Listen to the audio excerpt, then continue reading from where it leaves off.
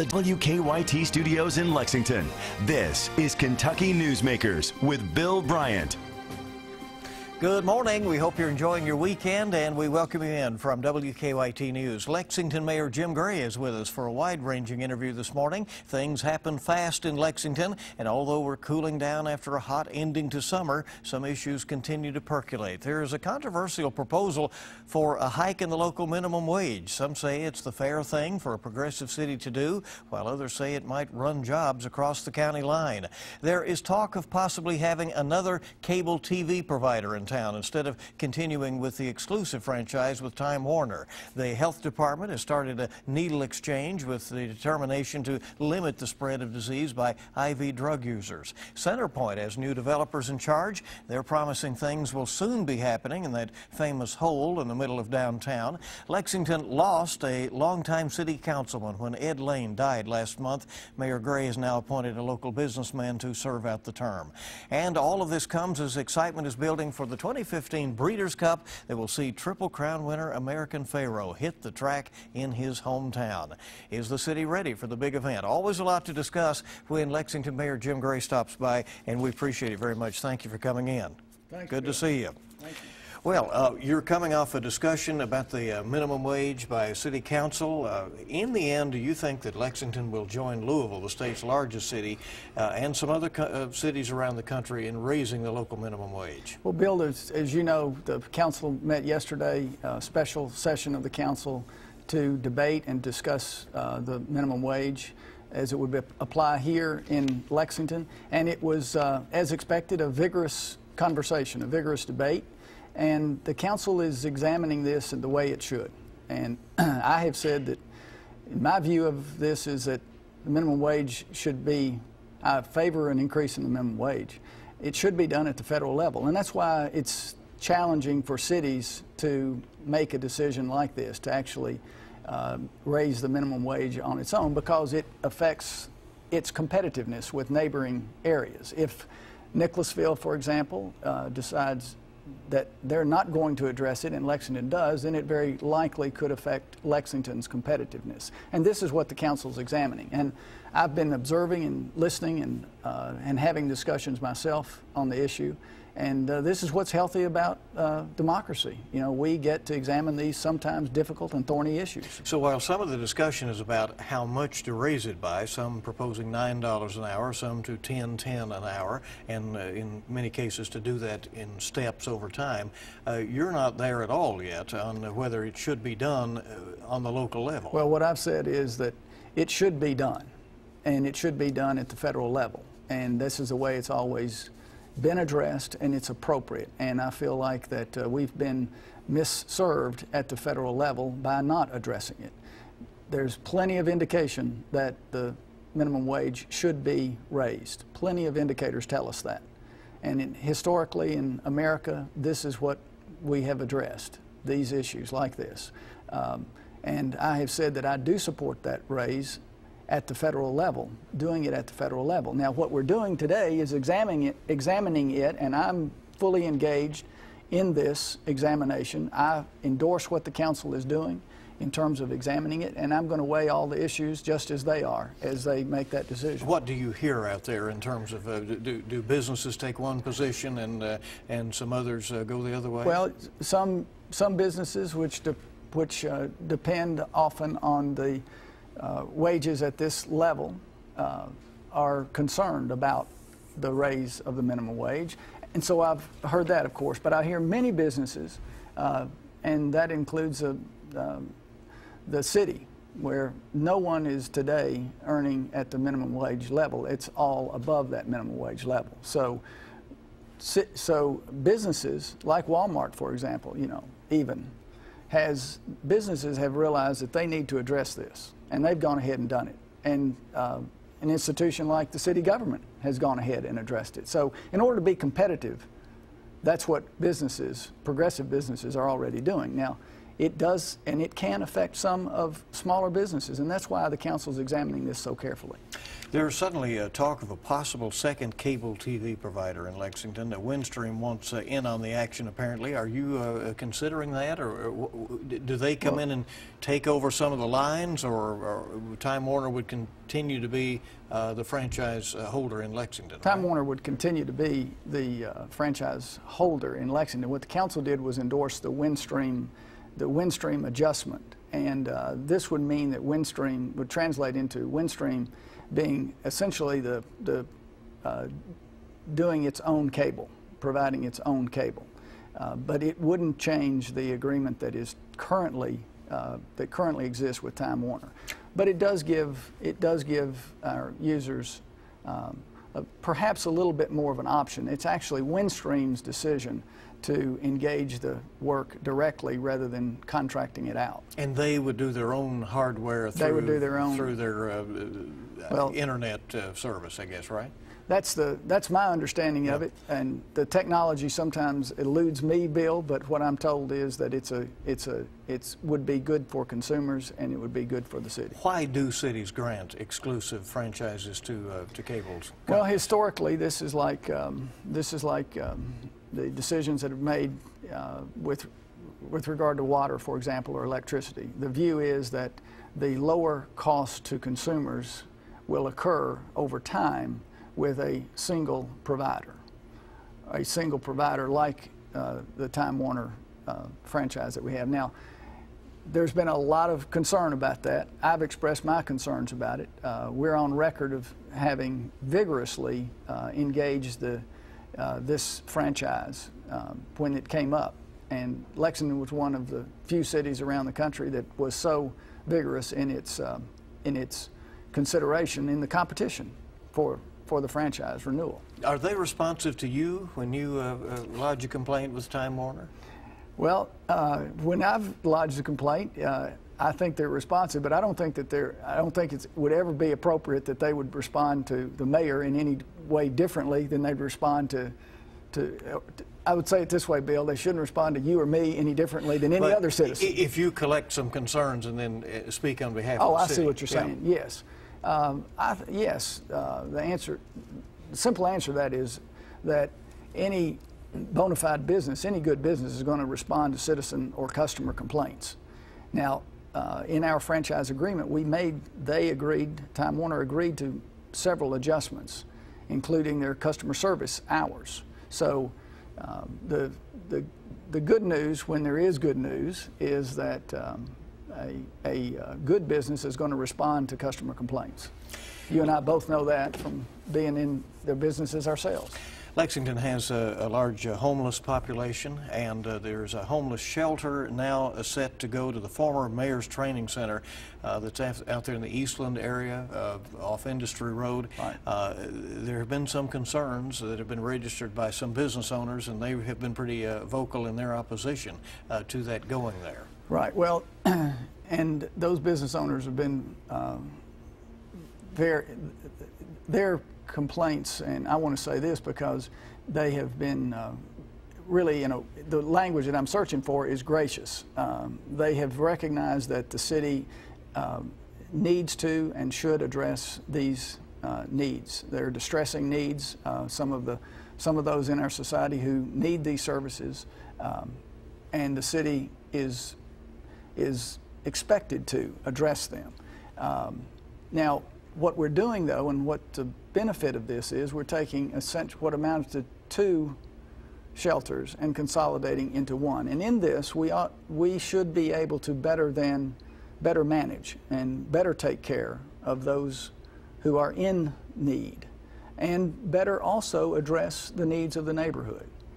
We have a policing presence, which will be there in this area, and overall, the city's opportunity to intervene will be enhanced. Do you feel satisfied with it? They explained that the campus would have a back recreation area. They would be open 24 hours so that there would not necessarily be lines that would form in the neighborhoods and all of that. Is that? Well, I've heard that that the plan is for this, and I think I think examining all of the plans is what we should do, and do that in a collaborative way. The Fayette County Health Department has started this needle exchange last week, and in the first count, they took in more needles than they put out. As you know, Dr. Rice Leach, who heads up the Fayette County Health Department, is determined not to have the problem that they had over in Louisville, where initially they were giving out far more needles than they were bringing in. That came under some criticism out of Frankfurt, because they said that's not what the law was designed to do. Right.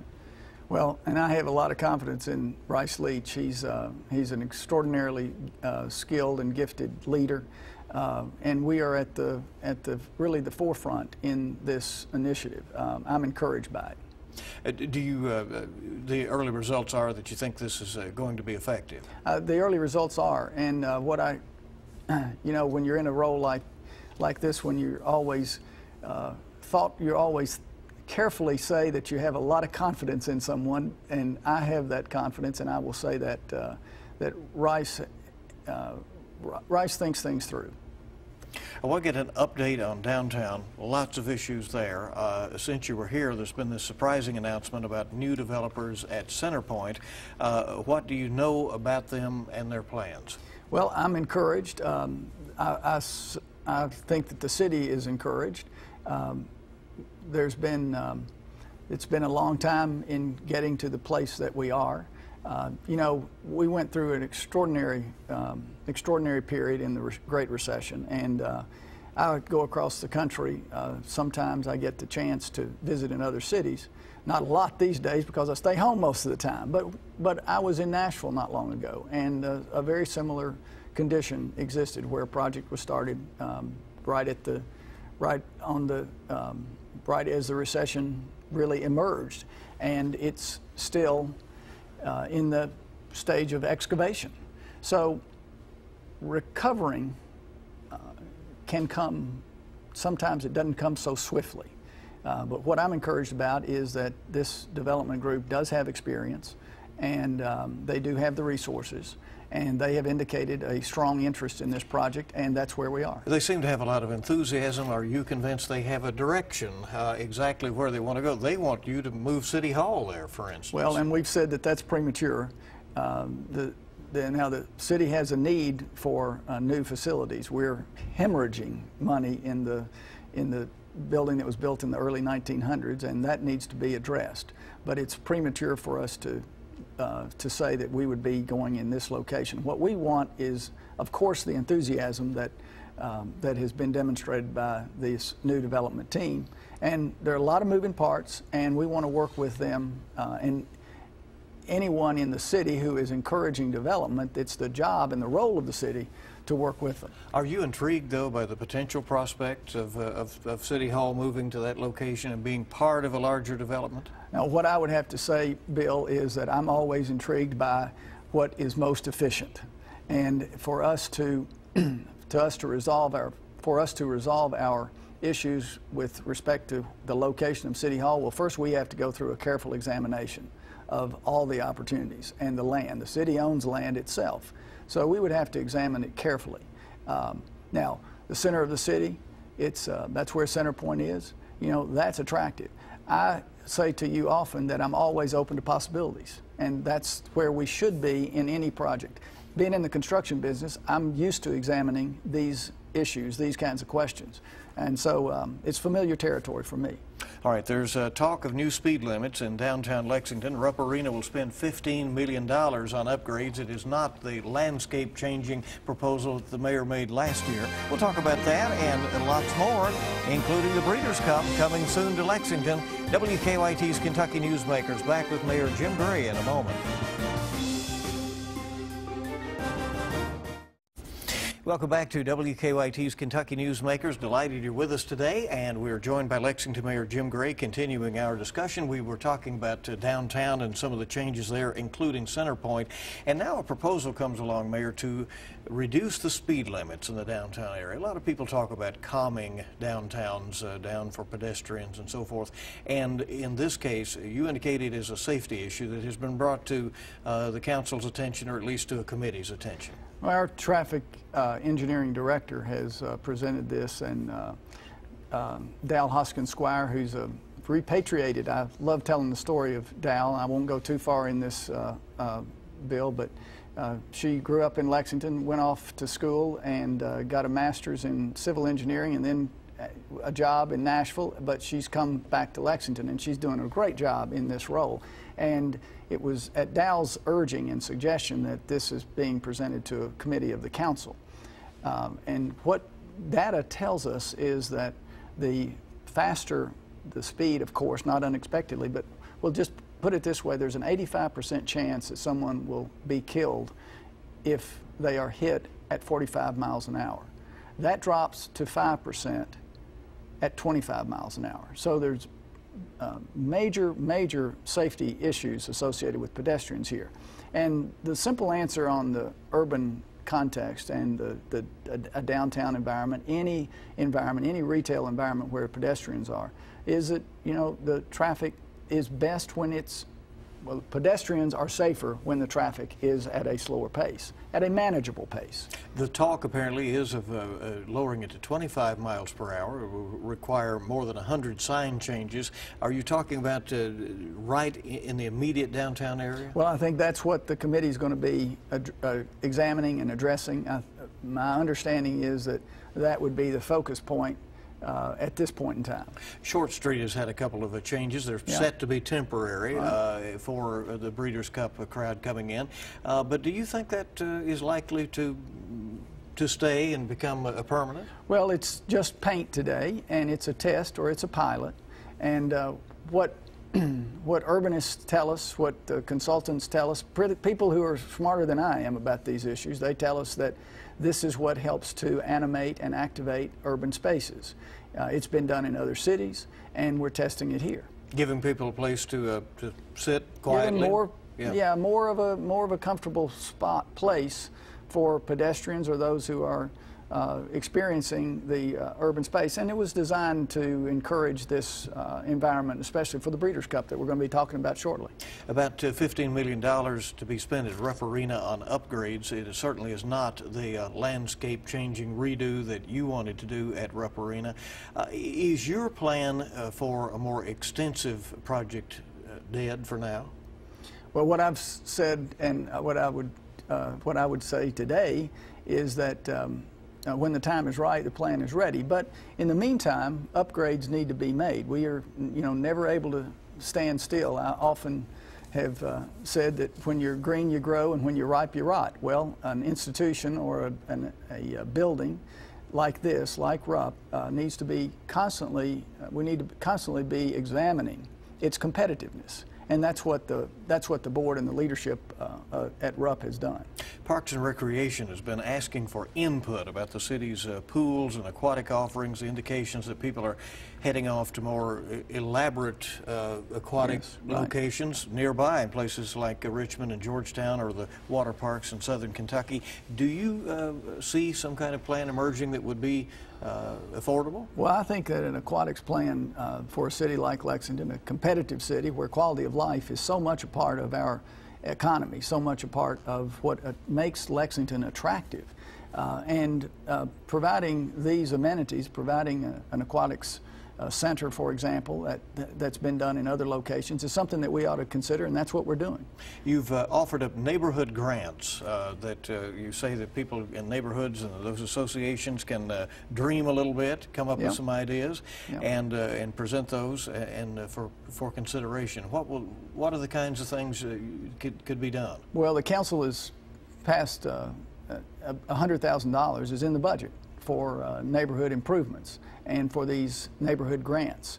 And an example is the Picadone Neighborhood Association, through a grant, is planting 75 trees. And many of them are at Lafayette High School. So this is an opportunity for neighborhoods to actually come up with an idea and a concept, and then they apply for it. And it's been really, it's been very, very popular, and something that, it not only does it create a stimulating place and in what we call creative place making, but it also brings neighborhoods together, and that's one of the really big benefit from So it. those neighborhoods have a lot of latitude in what they A lot of do. latitude. Right. I mean, it may be as simple as cleanups, right? Or Could be, tearing yes. down an abandoned Right. structure in their area. Yeah.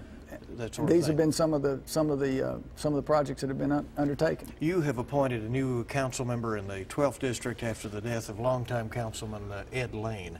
You might want to say a word about Councilman Lane and his service, and then your appointee. Well, Ed Lane was a remarkable citizen, what I'd describe as a citizen soldier. He was always there for his constituents. You know, he was a guy that you know, rarely ever missed a meeting. He was an accomplished businessman, a publisher of the Lane Report, and you could always count on Ed to have a vigorous opinion. Always be there with that opinion and with that point of view, but you could also count on him to be really gracious and civilized when he disagreed with you. And that's a real hallmark of Missing an individual. today in a lot of places. Well, isn't it? sometimes we think so, yeah. But, you know, I see a smile even now, you know, when he'd come up to me and say, now, Mayor, I can't be with you on this one, but now, you know, we're still friends, of course. Of course we are, Ed. In the 12th district, the new councilman is? New councilman is Russ Hensley, who, like Ed Lane, is a businessman. Russ has his own business, which is focused largely on information technology. So he brings a lot of skill sets to the table. He has an awareness for what's going on in a contemporary way, especially through technology. And this was a strength that Ed Lane brought to the council. And what you find is, you know, Bill, what you find is that there's a lot of wisdom around what we call the horseshoe, those 15 members of a city council. And I routinely, I find it remarkable how much you learn in this environment from these people that are from all of my colleagues that are on the city council.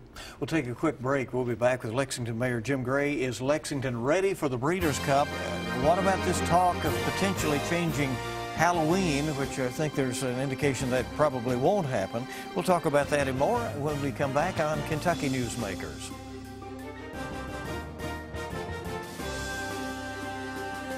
Welcome back to Kentucky Newsmakers, our remaining moments with Lexington Mayor Jim Gray. Is Lexington ready for the Breeders' Cup? That clock is ticking downtown. That makes it feel real, Mayor. It does, Bill, and you betcha Lexington is ready, and Lexington is getting readier. You know, the Breeders' Cup is just, I can't think of anything in my lifetime that's been bigger. Now, of course, the World Equestrian Games was a very big deal for us. Breeders' Cup is just in a special league. In conversations with Bill Thomas and Vince Gabbard, executives at Keeneland, you know, I'm so amazed at, you know, and I think they have been at, you know, ticket sales were just snapped up immediately, and so Keeneland's actually going. Keeneland is already in that countdown, and they're already with sales underway. So, you know, they're very, very busy. Now, the city's going to be working together with them, and we're going to have a wonderful festival downtown. Kip Cornett, once again, who was involved in leading the breeders for the World Equestrian Game, has been leading the efforts for the downtown festival that whole week. Are there things that Lexington citizens and residents will need to do or need to be aware of during those days in late October? Well, of course, there's always traffic, and we know that that can create anxiety, and that can create some little less patience than sometimes we need. But that's what I would just urge folks to recognize, is that when we make these adjustments for that special week, that they think that, you know, we're doing this, and we may have a little bit more irritation associated with traffic, for example, but we're doing this because it's really putting Lexington, it's a spotlight on Lexington. It's really, in so many respects, it's an inspirational event. There's been some discussion, but it's my understanding that you have no intention of moving Halloween from the Saturday night where it falls naturally on the calendar when it comes during the Breeders' Cup and the UK football game that evening. Did you think about it seriously? Yes, we have, and our public safety public safety folks say that we can manage it. Now, I've already said, you know, that it may require a little bit more patience, and we'll ask for that on the part of our citizens. But the council and the mayors in the past have learned that it's real simple to say Halloween is Halloween. And that's where it looks like it's going to stay.